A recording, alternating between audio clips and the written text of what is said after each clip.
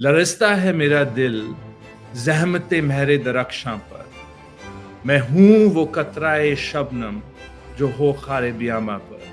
आतिश, ऐसा क्या हुआ था लेकिन इतने वर्षों के बाद अचानक से आपका ये जो ओसीआई कार्ड है, अचानक से आपका जो वैधानिक बॉन्ड है जिसे मैं कह रहा हूँ, वह क्यों काट दिया गया? मोदी सरकार ने ऐसा क्यों किया आखिर? क्योंकि आशुतोष, मैंने एक मजमून लिखा था चुनाव के वक्त, जो टाइम मैगजीन के कवर पे शाया हुआ था, इंडिया के डिवाइडर इन चीफ, जो उन्वान मैंने नहीं मुंतखब किया था, वो एडिटर्स ने मुंतखब किया, लेकिन प्रोवोकेटिव था और मोदी की शक्ल वहां थी।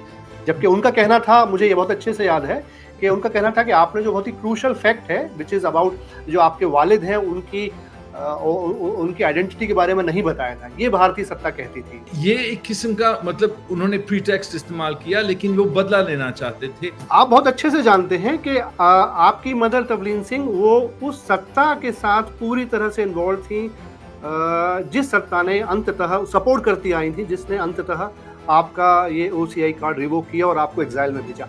आपके और तवलीन जी के बीच में क्या संवाद हुआ इस बारे में, ये जानना चाहूंगा। सच बोलूं तो मुझे लगता है कभी कभी कि वो इस हुकूमत से सख्त नफरत करती हैं, लेकिन वो चाहती हैं कि एक सहाफ़ी की हैसियत से कि वो कुछ समझें कि अगर ये इंडिया के लोगों की अगर इतनी मोहब्बत है इस वज़ीर आज़म से, इस प्रधानमंत्री से, कि उनका फ़र्ज़ बनता है कि इस चीज़ को पूरी तरह समझें और इसके बारे में लिखें।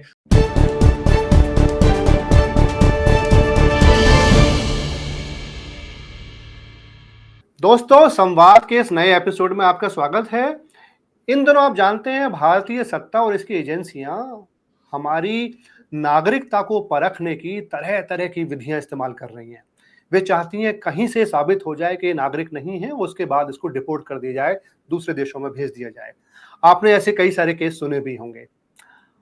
आज के इस एपिसोड में हम एक ऐसे प्रकरण पर चर्चा करेंगे, एक ऐसे व्यक्ति के बारे में, एक ऐसे लेखक के बारे में बात करेंगे जिन्होंने भारत में बहुत लंबा वक्फा बिताया था, जिनका भारत के साथ बहुत ही गहरा संवेदनात्मक, भावात्मक और वैधानिक संबंध भी था। उनकी माँ और उनके पूरे पीढ़ियां भारतीय थी, लेकिन इसके बावजूद 2019 नवंबर में उनका जो वैधानिक लीगल जो बॉन्ड था भारत के साथ, जो ओसीआई कार्ड जो होता है, ओवरसीज सिटीजनशिप ऑफ इंडिया, वो उसको रिवोक कर दिया गया। वह व्यक्ति है, वह शख्सियत है आतिश तसीर। आतिश, बहुत बहुत स्वागत है आपका। आपने मेरे ख्याल से पहली बार इसके बारे में विस्तार से अपनी हालिया किताब में लिखा है, return to self, excursions in exile. लेकिन मैं बात करूंगा आगे इस पर अभी आतिश से, लेकिन मैं ये भी बताऊंगा कि ये किताब और सिर्फ वो ओसीआई कार्ड के छिन जाने की नहीं है। यह किताब दरअसल एक ऐसे मनुष्य का सफरनामा है, ऐसे इंसान की कथा है, दास्तान है। जब उसे पता चलता है कि जिस देश को वह अपना एकमात्र भूमि मानता था, वह जब उससे वो वैधानिक बॉन्ड छिन जाता है, तब वह कौन सी यात्राओं पर निकलता है और क्या हासिल करता है और क्या खोता है। आतिश, इन सभी विषयों पर आपसे चर्चा होगी, लेकिन सबसे पहले मैं नवंबर के महीने में लौटना चाहता हूं, 2019 में, जब आपका ओसीआई कार्ड छिना था। वो दिन क्या थे उन दिनों के, बताएं जरा हमें। तो सच में ये बात ये है कि मुझे अगस्त में खबर मिली थी कि ये ओसीआई रिवोक करने की कोशिश में थे, और हमने ये मतलब जवाब भारतीय सरकार, और ये बहुत अहमियत की बात है कि मुझे खबर एक्सटर्नल अफेयर्स मिनिस्ट्री से नहीं मिली थी, कॉन्सुलेट से भी नहीं मिली थी, लेकिन गृह मंत्री से मिली थी, मंत्रालय से मिली थी। तो ये आप थोड़ा, मतलब आपको खबर मिल सकती है कि ये कहाँ से ये जो एक्शन था, इसकी बुनियाद क्या थी। तो उस वक्त फिर अगस्त में हम अगस्त के महीने में हैं, तो मेरी कुछ निर्वासन की एनिवर्सरी है, लेकिन मुझे खबर मिली थी उस वक्त कि ये करना चाहते हैं। और कुछ 2-3 महीने बेचैनी के महीने थे। हमने जवाब देने की कोशिश की। हमने ये भी कहा कि क्योंकि इल्ज़ाम ये था कि आपकी पाकिस्तानी बुनियाद, या आपके जो वालिद थे वो पाकिस्तानी थे, आपने ये सारा कुछ छुपाने की कोशिश की थी।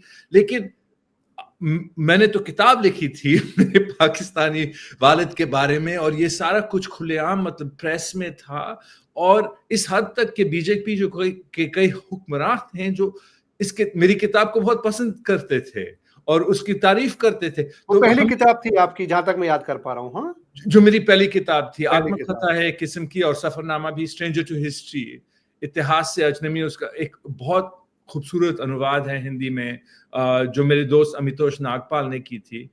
खैर, तो अगस्त में खबर मिली और फिर हमने जवाब देने की कोशिश की, और उस वक्त प्रिंट पोर्टल है, प्रिंट ऑर्गेनाइजेशन जो है, उन्हें खबर हुई थी कि ये कहानी कि ये सारा सिलसिला जारी था, और उन्होंने ये स्टोरी ब्रेक करके फौरन जैसे ही वो स्टोरी मतलब प्रेस में आई, तो गृह मंत्रालय के स्पोक्समैन ट्विटर पे आके उन्होंने मेरा ओसीआई रद्द कर दिया। हालांकि मुझे अभी तक खबर नहीं मिली थी, ऑफिशियल खबर नहीं मिली थी और किसी ट्विटर पर आपको पता चला कि आपका ओसीआई नहीं रहा, रद्द हो गया है। हाँ, और ये बड़ा मतलब एक बड़ी ट्रम्पियन सी चीज है कि इसमें एक शिद्दत शामिल है कि आप किसी को ना सिर्फ मतलब उनके स्टेटस को रिवोक कर रहे हैं, लेकिन आप किसी कुछ हद तक उन पे मतलब उनकी मतलब एक किस्म की मतलब वो चाह रहे थे कि मेरी जो शख्सियत है, मेरी जो शाख है, मेरी जो रेपुटेशन है, वो सारा कुछ मतलब ट्विटर के जरिए नष्ट हो। और ये हमारी सरकार की किरदार है, हमारी जो हुकूमत है अभी इस वक्त,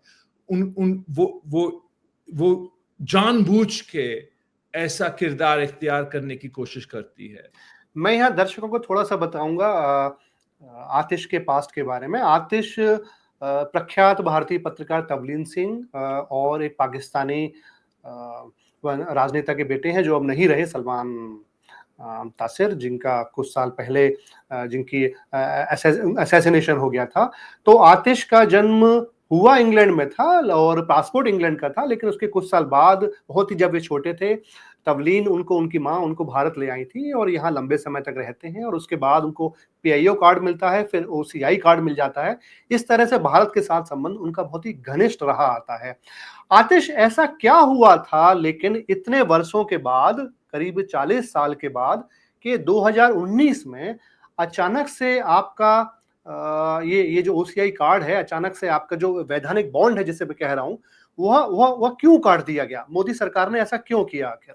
क्योंकि आशुतोष, मैंने एक मजमून लिखा था चुनाव के वक्त, जो टाइम मैगजीन के कवर पे शाया हुआ था, इंडिया के डिवाइडर इन चीफ, जो उन्वान मैंने नहीं मुंतखब किया था, वो एडिटर्स ने मुंतखब किया, लेकिन प्रोवोकेटिव था और मोदी की शक्ल वहां थी, मतलब बड़े एक नेगेटिव पोर्ट्रेयल थी, और उस वक्त एक किस्म का न्यूक्लियर रिएक्शन पैदा हुआ। मोदी की जो ट्रोल आर्मी थी वो बिल्कुल पागल हो गई, और कुछ डिजिटल वैंडलिज्म, चिट्ठियां लिख रहे थे, ट्विटर पे मेरा रेपुटेशन बर्बाद कर रहे थे, सारा कुछ। ये जो बहुत से लोग जिन्होंने इस सरकार की तनकीद की है, वो सब कुछ ये जानते हैं, ये एक किस्म का नॉर्मल है। और उस वक्त मैंने सोचा था कि अगर आप इस दायरे में आएंगे तो फिर लाजमी है कि अपनी मतलब कि इतना नाजुक पर नहीं दिखा सकते हैं, it's the run of the mill कि ऐसे होता है।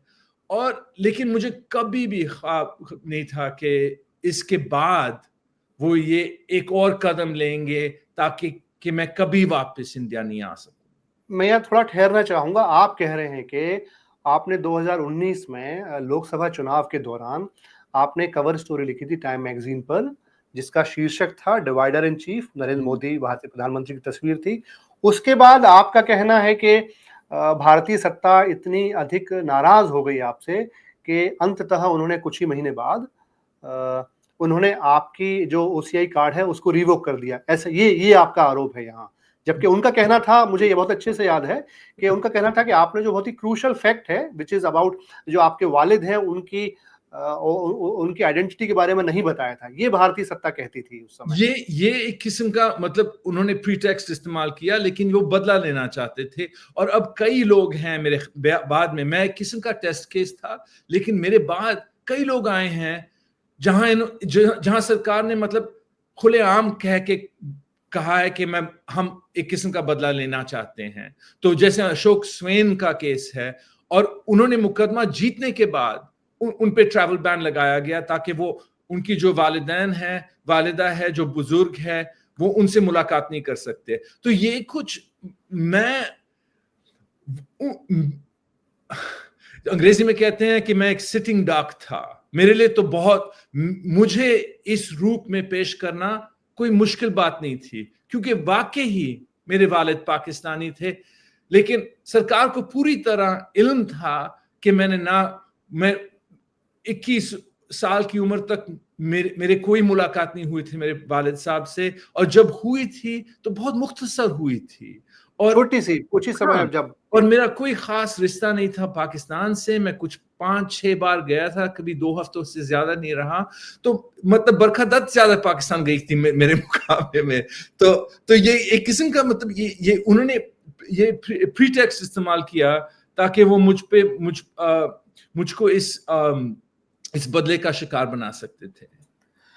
मैं इस समय एक लेख की ओर इशारा करूंगा। अच्छा। जो आपकी मां तवलीन सिंह ने लिखा था। हाँ। आपको याद होगा कि आप 7 नवंबर को आपकी जो ओसीआई कार्ड है वो रिवोक होता है। 9 नवंबर को लिखती हैं, तो मैं ज्यों का त्यों पढ़ता हूं, मैं उसको अंग्रेजी में है, हिंदी बताता हूं कि जब मैं यह लिख रही हूं मुझे अभी भी ये विश्वास नहीं होता कि जिस प्रधानमंत्री को मैंने खुलेआम पिछले 5 वर्षों में इतना सपोर्ट किया है, उन्होंने मेरे बेटे को निर्वासित होने का, तड़ीपार करने का, एग्जाइल में होने का निर्णय लिया है। मैं वो आगे पूरा लिखती हैं कैसे उन्होंने होम मिनिस्टर को फोन किया, क्या करती हैं, इत्यादि इत्यादि, लेकिन कुछ नहीं होता। तो आतिश, आप बहुत अच्छे से जानते हैं कि आपकी मदर तवलीन सिंह वो उस सत्ता के साथ पूरी तरह से इन्वॉल्व थी, जिस सत्ता ने अंततः सपोर्ट करती आई थी, जिसने अंततः आपका ये ओसीआई कार्ड रिवोक किया और आपको एग्जाइल में भेजा। आपके और तवलीन जी के बीच में क्या संवाद हुआ इस बारे में, ये जानना चाहूंगा। देखो, हमारे तसनीफ के तौर पे, तसव्वुर के तौर पे, जो भी हमारी जो लेखक की दुनिया होती है वो बिल्कुल अलहदा है, और लाजिम है कि हमारे बीच में कई फासले हैं इन चीज़ों के बारे में, ख़ास तौर पे सियासी तौर पे। और लेकिन रिश्ता बहुत बहुत करीब पास कर, मतलब हमारे बीच में एक किस्म की दोस्ती है। और मेरे ख्याल में वो, सच बोलूं तो मुझे लगता है कभी कभी कि वो इस हुकूमत से सख्त नफरत करती हैं, लेकिन वो चाहती हैं कि एक सहाफ़ी की हैसियत से कि वो कुछ समझें कि अगर ये इंडिया के लोगों की अगर इतनी मोहब्बत है इस वजीर आजम से, इस प्रधानमंत्री से, कि उनका फर्ज बनता है कि इस चीज को पूरी तरह समझें और इसके बारे में लिखें। मुझे ये नहीं लगता है कि वो कई साल हो गए हैं कि वो जानती है कि इस हुकूमत की हकीकत क्या है। अभी आप देखें, कुछ दिन पहले ही 15 अगस्त को जो उनका आर्टिकल आया है उसमें फिर से वे एक्सप्रेस में कॉलम आता है, फिर से बहुत तारीफ कर रही हैं कि बहुत ही एश्योरिंग स्पीच थी और आश्वस्तिदायक स्पीच थी। तो क्या आपको लगता है कि कहीं ना कहीं वो जो एक माहौल बना, देखिए 2014 के बाद जो माहौल बनाया, उससे पहले के वर्तमान प्रधानमंत्री को लेकर जो इस तरह बहुत बड़े वर्ग ने सपोर्ट किया, उसमें वो भी शामिल थी? क्या, मैं जानना चाह रहा हूं क्या चर्चा हुई है, क्या उनको लगता है कि कहीं शामिल थी? और इस हद तक मुझे भी कहना है कि मैं जो हमारे जो अब विपक्ष में बैठे हैं, हमारे ताल्लुकात रहे हैं उनसे, और मैंने एक मुसन्निफ की तौर से उनकी जरूर तंकीद की थी। और ये अमेरिका में कहते हैं कभी कभी ट्रंप के बारे में कि he was the wrong answer to the right question, you know, कि गलत जवाब था एक असली सवाल का। और मोदी के बारे में भी ये कुछ हद तक सही है। लेकिन मैं कुछ 5-6 महीने के अंदर अंदर मुझे इसकी असलियत दिखाई नजर आई, और उस वक्त मैंने उसके बाद मतलब मुसलसल तनकीद की इनकी। लेकिन मेरी माँ का जो मूल्य है, उनकी जो हैसियत है वो अलग है, क्योंकि मैं पत्रकार नहीं हूं, मैं मुसन्निफ हूं। एक किस्म की एक दूर नजरिए से मैं देख सकता हूं, और मुझे वक्त मिलता है किताब के बारे में एक दूसरे किताब के साथ एक के बाद एक थोड़ा रिफ्लेक्शन करने के लिए। लेकिन जब आप हफ्ते के बाद हफ्ते एक मजमून लिख रहे हैं, तो एक किस्म का आपका रद्द-ओ-अमल की जो नेचर है वो अलग होती है, वो एक तीव्रता उसमें शामिल होती है। अब मैं किताब पर आता हूँ थोड़ा आपकी। आपने अपनी किताब में एक बहुत ही मार्मिक एपिसोड का ज़िक्र किया है। आप लिखते हैं कि जब आपके पिता का इंतकाल हुआ, वालिद का इंतकाल हुआ, तो आप किस तरह से बहुत भावुक हो रहे थे या होना चाहते थे। और तब वी.एस. नायपॉल ने आपको टोका और कहा कि इतना भी दुखी होने की ज़रूरत नहीं है, वो व्यक्ति तुम्हारे बहुत बड़े दुश्मन थे। तुम्हें मुक्ति मिली है, राहत मिली है, रिलीफ मिली है कि वो नहीं रहे अब। तो आतिश, वो कौन-सा लम्हा था? मैं उस कसमतास से उस संबंध को भी समझना चाहता हूँ, और जिस समय आप अपने पिता को खो रहे हैं और खोने के बाद उबर रहे हैं, जो आपने ज़िक्र किया है किताब में, मैं उसको भी जानना चाहता हूँ। रिश्ता बड़ा मुश्किल था। वो कुछ हद तक मेरी ज़िंदगी में, जब तक मैं 21 साल की उम्र का था, वो एक किस्म की खला थे मेरी लाइफ में, वो एब्सेंस थे। वो उन्होंने कभी कुछ कोशिश नहीं की, कभी हमारी देखभाल नहीं की। वो एब्सेंट पेरेंट थे। और क्योंकि मैं चाहता था कि मुसन्निफ की तौर से, कि मुसन्निफ की लाइफ में ऐसी कोई छुपी चीजें नहीं हो सकती है, सारा कुछ मतलब उन्हें कन्फ्रंट करना पड़ता है, खुलेआम होना चाहिए। एक किस्म की एक विश्वास होना चाहिए कि ये ऐसे राइटर हैं जो हर वक्त सच और हकीकत से जुड़े हुए हैं। तो इस वजह से मैंने उनकी खोज में निकल आया था, और मैंने उनसे बात की थी। एक रिश्ता कुछ हद तक कायम हुआ था, लेकिन वो बहुत डोमिनेटिंग थे, बड़े पेट्रियार्कल थे, एक किस्म के हालांकि वो उनकी खैर मौजूदगी के बाद भी वो चाहते थे कि वो मुझे बताएं कि मैं क्या लिख सकता हूँ, क्या नहीं लिख सकता हूँ। तो ये मुझे फौरन से मुझे इतराज महसूस हुआ, और मैंने कहा कि मैं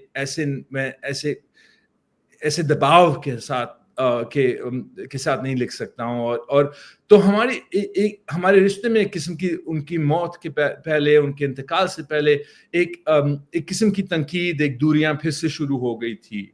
और बहुत मुश्किल रिश्ता था। फिर उस वक्त जब उनका जब इंतकाल हुआ था, तो उन्हें उस वक्त बहुत बहादुरी दिखाई थी, और मैंने सोचा कि उनकी जो मौत थी वो बहुत खुलेआम थी। तो असैसिनेशन हुआ था उनका, जब एक ईसाई समुदाय के अधिकार का उनके अपने मतलब बॉडीगार्ड के जरिए उनका असैसिनेशन हुआ था, और बॉडीगार्ड बिल्कुल हीरो बन गए वहां पाकिस्तान में। और मेरे वालिद को दिखाया इस रूप से दिखाया गया था कि वो वेस्टर्नाइजेशन के कोई गिरे हुए मतलब सिंबल थे, और उन पे बहुत मतलब वो बहुत एक किस्म की वेस्ट में लोगों ने बहुत अफसोस किया, जैसे हिलरी क्लिंटन और जो पोप थे। लेकिन पाकिस्तान के अंदर उनकी सिर्फ उन्होंने नफरत महसूस की। और मैंने शायद इस वजह से वी.एस. नायपॉल से बात की थी, जैसे कि जो उनका जो पब्लिक इमेज था, उसके जरिए मैं उनके बारे में मतलब अफसोस कर रहा था। और वी.एस. नायपॉल ने कहा नहीं आप एक मिनट रुकें, जाती तौर पे ये आपके शत्रु थे, आपके दुश्मन थे, तो आपको कुछ हद तक रिलीफ भी महसूस होगी कि वो अब नहीं है। और मुझे तो इतना मतलब, आप जानते हैं कि आपके खानदान में अफसोस करता हूं कि मौत हुई है, इंतकाल, देहांत हुआ है। ये रिएक्शन कि किसी माँ और बाप के मरने पे आपको रिलीफ महसूस हो, ये बड़ा मतलब किसी भी दुनिया में, किसी भी समाज में ये बहुत एक प्रोवोकेटिव मतलब हम इस ऐसे रद्द अमल के साथ क्या कर सकते हैं, क्या क्या कह सकते हैं। तो मुझे वीएस नायपॉल पे मतलब एक बहुत मतलब मोहब्बत सी महसूस हुई कि ये ऐसा राइटर है जो कभी झूठ नहीं बोलता है, और इसकी वजह से इसने मेरा जो असली इमोशन है उसकी गहराई टटोल के मुझे कह दिया है कि आपको ये हक है इस चीज को फील करने के लिए। हालांकि पूरी दुनिया में कोई और नहीं होगा जो कहेगा कि मैं अपनी वालिदा को नहीं कह सकता था कि मुझे ऐसा इमोशन फील हुआ। तो ये मैं बिल्कुल अकेले था इसमें। मेरे ख्याल से एक लेखक ही ऐसा कह सकता था दूसरे लेखक से। बिल्कुल, बिल्कुल। और हाँ आतिश, तो एक दूसरी यात्रा शुरू होती है आपकी जब आपका नवंबर में 2019 में आपका ओसीआई कार्ड खत्म होता है, जिसके बाद ये किताब पैदा होती है, किताब जन्म लेती है। आप लिखते हैं कि इसके जब ये मेरा घर छिन गया तो फिर मैं बाह्य दुनिया से साक्षात्कार करने निकल गया। आतिश, मैं इस पंक्ति को थोड़ा-सा समझना चाहूँगा। मैं जानना चाहूँगा क्योंकि उस समय आप इंग्लैंड और अमेरिका में काफ़ी समय से रह रहे हैं। भारत में आपका एक पैर है ज़रूर, परिवार आपका जो मैटरनल फैमिली है भारत में है ज़रूर, लेकिन आप इन दोनों जगहों पर, 2 कॉन्टिनेंट्स में बहुत गहराई से बसे हुए हैं। नहीं, ये सच नहीं है। मैं 18 साल की उम्र तक इंडिया में था, फिर मैं कॉलेज के लिए गया था विदेश, जैसे कई लोग जाते हैं, और कुछ 25-26 साल की उम्र तक मैं वापस आ गया था, और उसके बाद मैं इंडिया में ही था। मेरा अर्थ ये था आतिश कि आपके इन दोनों जगहों पर ठीक-ठाक मतलब जड़ें थी, संबंध थे, ये मैं कहना चाह रहा था। तो मेरा अभिप्राय ये था कि भारत के साथ जो संबंध था आपका, वो कैसा था ये मुझे बताएँ कि आपको लगा कि इस कार्ड के छिनने के बाद या रिवोकेशन के बाद आप अचानक से अपने आप को होमलेस महसूस कर रहे हैं। मैं उस संबंध की इंटेंसिटी को, उसके घनत्व को, उसकी ग्रेविटी को समझना चाह रहा हूँ मैं। पहले से मेरा जो संबंध हिंदुस्तान से था वो कहीं ज्यादा गहरा था। मतलब वेस्ट में मतलब मैं गया था एक स्टूडेंट की हैसियत से, और फिर मैं वापस आ गया था, और मैं चाहता था कि मैं इंडिया के लिए एक राइटर हूँ, और मेरी पूरी जो कोशिश थी, चाहे हिंदी या उर्दू सीखने के लिए, या बाद में संस्कृत और अनुवाद, तर्जुमा, ये सारा कुछ जिस चीजों में मैं शामिल था, वो एक किस्म की एक कोशिश थी कि मैं इंडिया के लिए एक राइटर हो सकता हूं, और एक नेशनल लिटरेचर में मुझे शामिल होना था। तो ये फिर जरूर ये सच है, और मेरे ख्याल में ये इंडिया की वजह से है कि मेरे जो ताल्लुकात थे दुनिया से, उनकी वजह ये जैसे कि इकबाल होते थे और टैगोर होते थे, ये लोग होते थे जो उनकी जो कॉस्मोपॉलिटनिज्म थी, ये क्योंकि इंडिया में इस्लामों की हुकूमत, मुस्लिमों की हुकूमत हुई थी, इस वजह से वो इस्लामी दुनिया में जा सकते थे और उसके बारे में लिख सकते थे। हमारी जो सभ्यता है वो साउथ ईस्ट एशिया में है, तो इस वजह से हम चाहे बुद्धिज्म हो या रामायण हो, इसके जरिए हम सफर कर सकते हैं साउथ ईस्ट एशिया में। फिर अंग्रेजों की हुकूमत हुई थी हम पे, तो इसकी वजह से हमारे यूरोप के साथ संबंध है। तो मैंने चाहा था कि एक किस्म की जो नेचुरल कॉस्मोपॉलिटनिज्म थी, जो इंडिया के जरिए आई थी मुझ पे, मैं उसका इस्तेमाल करना चाहता था लेखक की हैसियत से।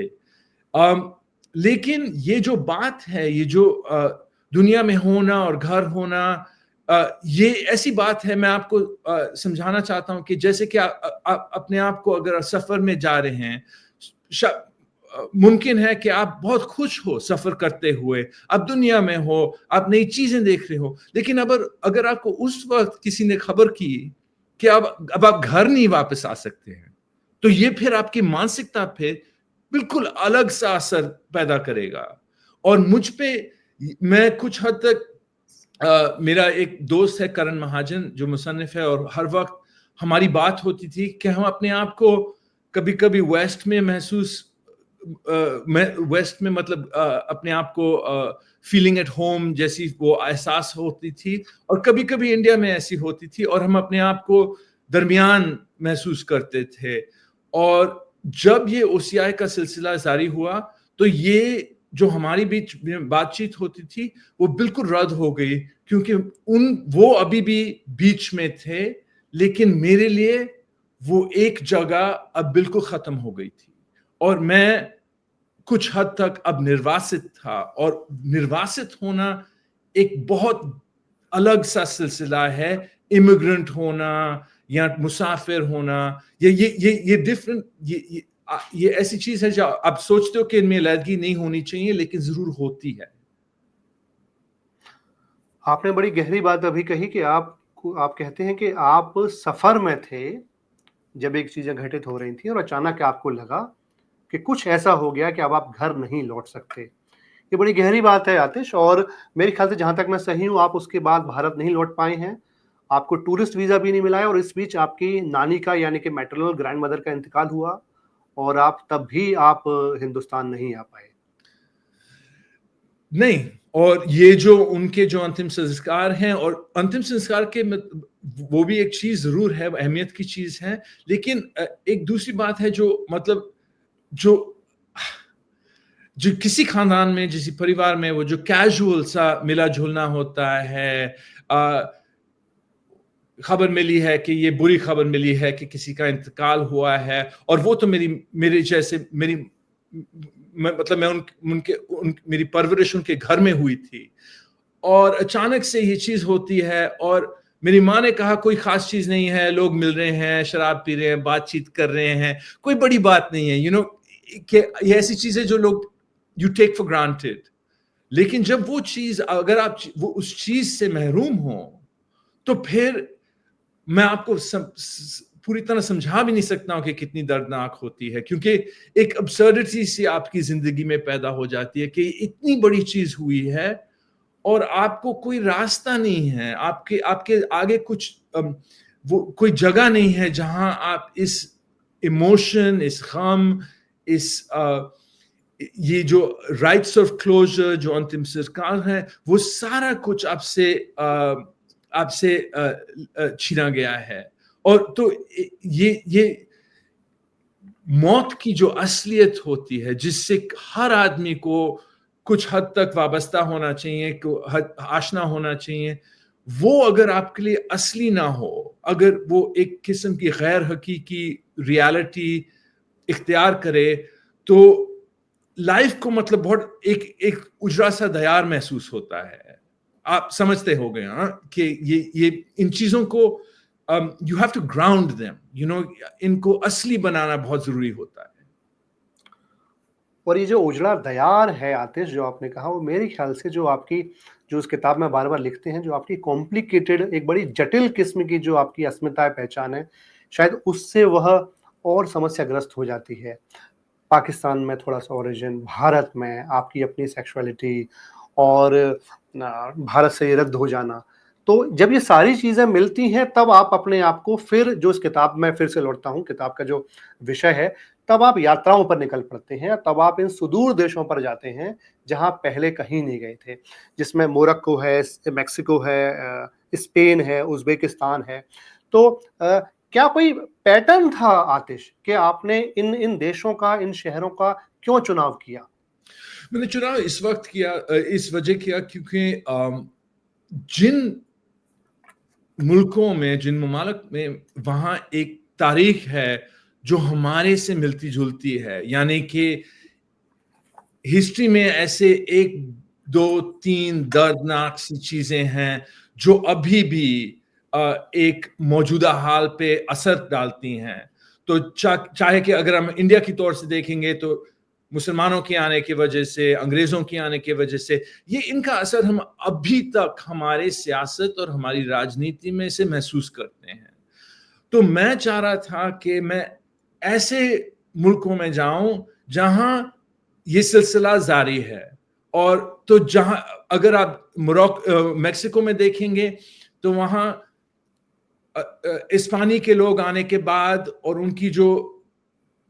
उनका जो इतिहास था उससे पहले, वो ये एक किस्म की सीमा है, ये एक किस्म का कि एक दर्दनाक एपिसोड है जिसकी वजह से उनकी सियासत पूरी तरह तब्दील हो गई है इसकी वजह से। तो मैं ऐसे चाह रहा था कि जो अगर कोई हिंदुस्तानी पढ़ने वाला हो तो वो देख के कहेगा कि ये तो हमारे यहाँ भी है, यू नो, म्यूटेटस म्यूटांडिस जैसे हम कहते हैं, वो कि मतलब आप तफसील बदल सकते हैं लेकिन जो बुनियादी सिचुएशन है, बुनियादी सिलसिला है, वो हमारे यहाँ भी कायम है। तो मैं ये ऐसे किस्म के राब्ते, ऐसे किस्म के ताल्लुकात, ऐसे किस्म के रिश्ते कायम करने की कोशिश कर रहा था एक मुसन्निफ की हैसियत से। और मेरा एक बहुत रोल मॉडल है ऑक्टावियो पाज, जो हमारे मेक्सिको के राजदूत होते थे इंडिया में, और उन्होंने एक किताब लिखी थी इन लाइट ऑफ इंडिया। और मुझे लगा कि जो हमदर्दी उन्होंने दिखाई थी, जो संवेदनशीलता उन्होंने दिखाई थी इंडिया के इतिहास के मुतालिक, मैंने सोचा कि ये कोई अंग्रेज या कोई अमेरिकन राइटर नहीं दिखा सकता। ये एक ऐसे समाज से आया है जहां ये सिर्फ जहां तारीख कुछ हद तक उभर आ रही है, और उसकी वजह से वो हमारे समाज और हमारी जो वो इनर कंट्रोवर्सी बुलाते हैं को अच्छी तरह समझ सकता था। आतिश, उज़्बेकिस्तान से लेकर मैक्सिको तक की इन यात्राओं ने क्या आपको अपनी स्थिति को बतौर मनुष्य, बतौर इंसान और अपने देश को बेहतर समझने में मदद करी? क्या आपको लगा कि आपका दृष्टिकोण थोड़ा बदला है अपने प्रति और अपनी भूमि के प्रति?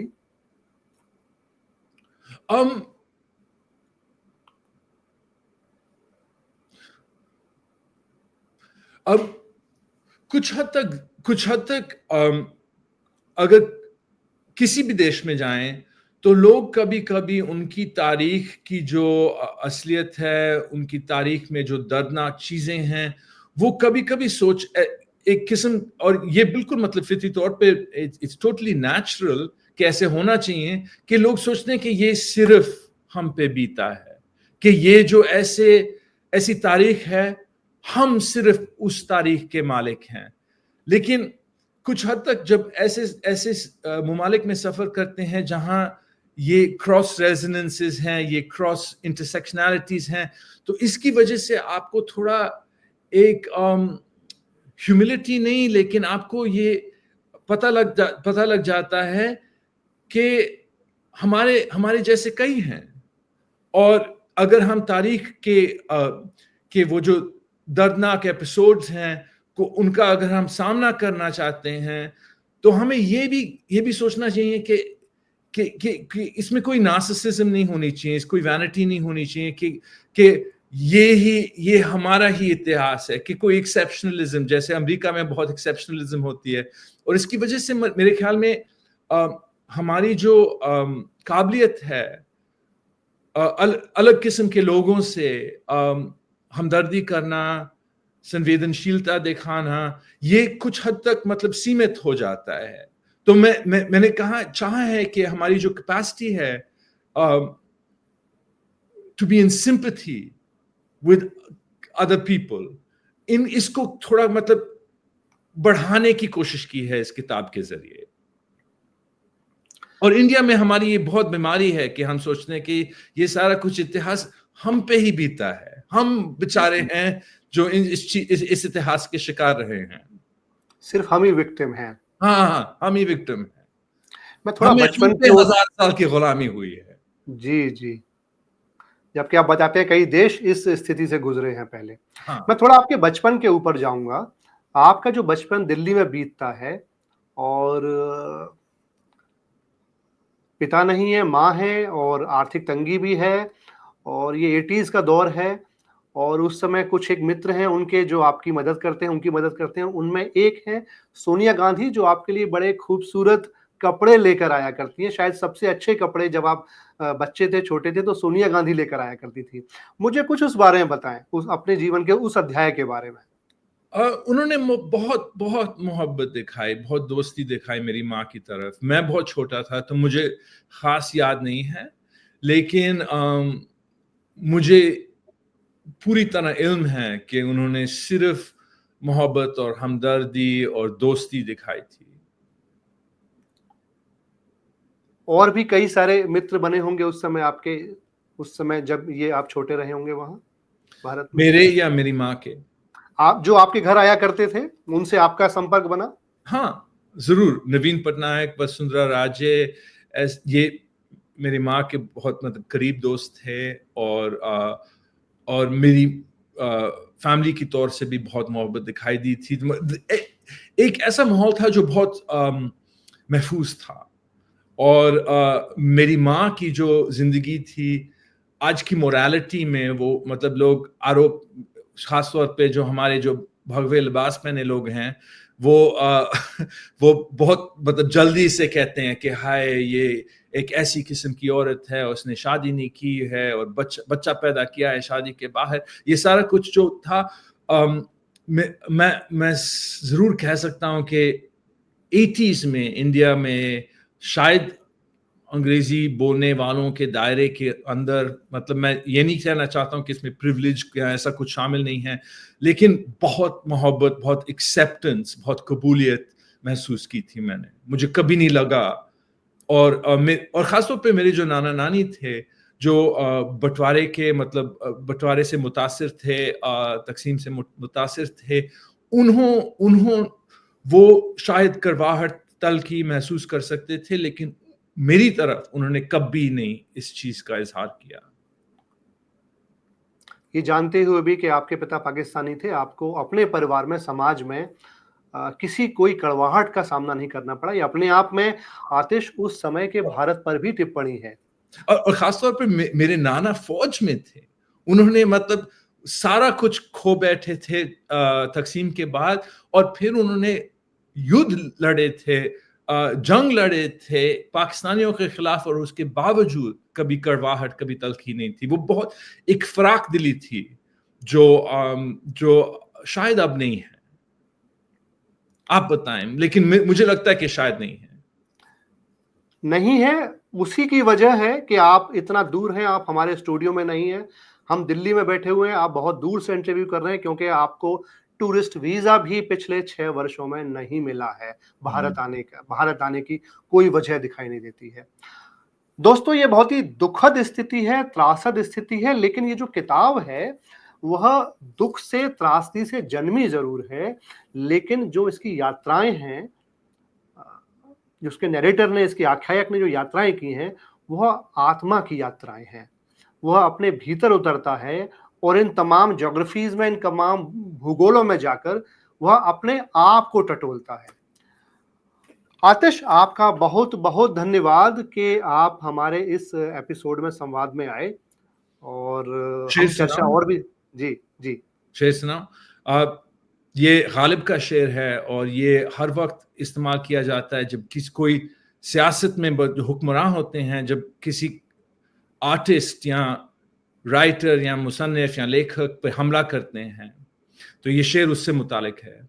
लरजता है मेरा दिल ज़हमते महरे दरख्शां पर, मैं हूं वो कतराए शबनम जो हो खारे बियामा पर। यानी कि लरजता है मेरा दिल निकलते हुए सूरज पे, कि उन्होंने इतनी बड़ी ताकत लाई है कि इतनी छोटी चीज को तबाह करने के लिए, एक ड्यू ड्रॉप को तबाह करने के लिए। क्या बात है, ये राइटर ही कह सकता था कोई ऐसा। थैंक यू सो मच आतिश, आप हमारे साथ आए और इतना सघन चर्चा करने के लिए धन्यवाद। Thank you. मैं जारी कर रहा, जोड़िएगा, फिर से जोड़ सकते हैं वो? अरे वो शायद बंद कर दिया उन्होंने। द वायर के और वीडियोस देखने के लिए सब्सक्राइब करें और बेल आइकन पर क्लिक करें। स्वतंत्र पत्रकारिता की आर्थिक मदद करने के लिए डिस्क्रिप्शन में दिए गए लिंक पर जाएं और अपनी राशि चुनें।